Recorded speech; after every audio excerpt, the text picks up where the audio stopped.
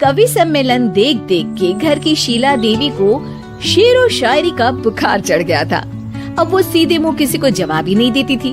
उनके पति और उनका बेटा तो काम करने घर से बाहर चले जाते थे और उनकी शायरी झेलनी पड़ती थी बहू रेणु को। अब सास बोलती नहीं, अर्ज करती थी, संदूक पे रखी संदूक, संदूक में रखे झुमके, बहू झुमके निकाल के दे मेरे, कहाँ लगा रही है ठुमके। माँ जी, झुमके तो आपके निकाल दूंगी मैं, लेकिन आपके दिमाग से ये शायरी का फूट कैसे निकलेगा? छोटे लोग नहीं समझेंगे, शायरी है शौक बड़ा, तू अपने काम से काम रख, मेरे काम में मत टांग अड़ा। शौक अलग बात है, लेकिन हर चीज में अपना शौक डाल देने से जगहसाई हो सकती है सासू माँ। अरे मैं हूँ एक नंबर कलाकार, कोई ऐसी वैसी बला नहीं, तुम घर के कामों में उलझी, समझोगी मेरी कला नहीं। ठीक है माँ जी, आप नहीं समझती तो कोई बात नहीं, लाओ मैं आपके झुमके ही निकाल कर दे देती हूँ। बहू सास के झुमके निकाल कर देती है और वहाँ से चली जाती है। शाम को बहू अपने पति से शिकायत करती है, सुनिए जी, आप माँ को कुछ समझाते क्यों नहीं? अरे क्या समझाना है माँ को? अरे अपनी शायरी थोड़ी कम करे ना। अरे तुमको उनकी शायरी से क्या दिक्कत है? अरे मुझे नहीं, पर पड़ोस में सब लोग हंसते हैं, कहते हैं बुढ़ापे में लोग सठिया जाते हैं, लेकिन शीला जी तो शायर हो गई हैं। अरे लोगों का काम है कहना, लोगों की बातों का क्या टेंशन लेना। अरे वाह, मैंने भी शेर कह दिया, वाह वाह वाह वाह। देख लो, तुमसे किसी ने कहा नहीं और तुम्हारे सामने कोई माँ की बुराई नहीं करता तो तुमको फर्क नहीं पड़ रहा। अरे तुम खामखा की बात का बतंगड़ बना रही हो। चलो चाय बना कर ले आओ मेरे लिए, साथ पियेंगे, कोई ढंग की बातें करेंगे। रेणु चाय बनाने लगती है। पहले वो अपने पति को चाय देती है, फिर सास को और आखिर में अपने ससुर को। लेकिन वो देखती है कि ससुर जी कुछ परेशान से हैं। क्या हुआ ससुर जी, कोई बात हो गई है क्या? अरे तेरी सास बात बात पे शायरी करती है। कल मैंने पूछा कि खाना खाया तो तेरी सास ने क्या जवाब दिया पता है? अरे गलती की और आरोपी ने कोड़े खा लिए फटाफट, खाना तो नहीं पर पकोड़े खा लिए झटाझट। अब बता क्या जवाब दूं इस बात का?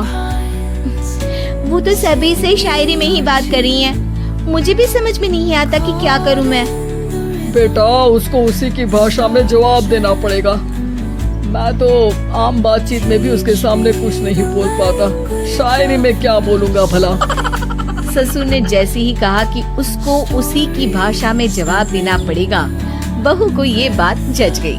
अगले ही दिन वो शायरी की कुछ किताबें लेकर आई और शायरी की प्रैक्टिस करने लगी ताकि सास को उन्हीं की भाषा में जवाब दे सके। उसने दिन रात एक कर दिए। एक दिन सब साथ में बैठकर टीवी देख रहे थे, तभी रेणु सबके लिए बिरयानी बनाकर लाती है, लेकिन सास को बिरयानी भाती नहीं। कौवा करता काऊ काऊ, चिड़िया बोलती ची ची, इतना खराब बिरयानी बनाई है कि मुंह से निकले छी छी। बस इसी मौके का तो बहू को इंतजार था, क्योंकि अब बहू सास को उसी की भाषा में जवाब देने के लिए तैयार थी। माँ जी, हमको अपनी ये बेकार शायरी ना सुनाइए, जैसी भी बनी है बिरयानी चुपचाप खाइए। ससुर जी और रेणु के पति ने रेणु का जवाब सुनते ही जोर से ताली बजाई और सास ने जब रेणु का शायराना जवाब सुना तो उनके गले में बिरयानी अटक गई। बहू ने एक और शायरी का तीर छोड़ा। शायरी में बहू के सामने सास हो जाएगी ढेर, क्योंकि सास मारेंगी एक शेर तो बहू मारेगी 1.25 शेर। सास को छोड़ के सब वाह वाह करने लगते हैं। आज पहली बार सास को नहले पे दहला मिला था और रेणु ने सास का मुंह चुप करा दिया था। अगले दिन रेणु का पति उससे कहता है, अरे वाह, तुमने तो माँ की बोलती ही बंद कर दी, मजा आ गया। अब मेरे लिए कुछ बना दो, खाकर मैं काम पर चला जाऊं। शायरी ही है मेरा जीवन, वही करूंगी जी भर के। नौकरानी रख लो कोई, काम नहीं करूंगी मैं घर के।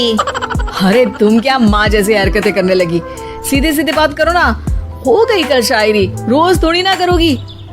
शीशी भरी गुलाब की पत्थर पे फोड़ दो, जो मुझे शायरी से रोके उसके कान मरोड़ दो। पति घबराकर वहां से चला जाता है और बाहर उसके पिताजी के पास जाकर बैठ जाता है। दोनों अपनी बीवियों की शायरी से परेशान है। ससुर को पछतावा होता है कि क्यों उसने बहू को सास की भाषा में ही जवाब देने का आइडिया दिया। अब तो घर में दो शायर हैं। दोनों एक साथ दुखी स्वर में कहते हैं, हम दोनों की ही बीवियां जब से शायर हो गई है, क्या बताएं, जिंदगी एक फटा हुआ टायर हो गई है।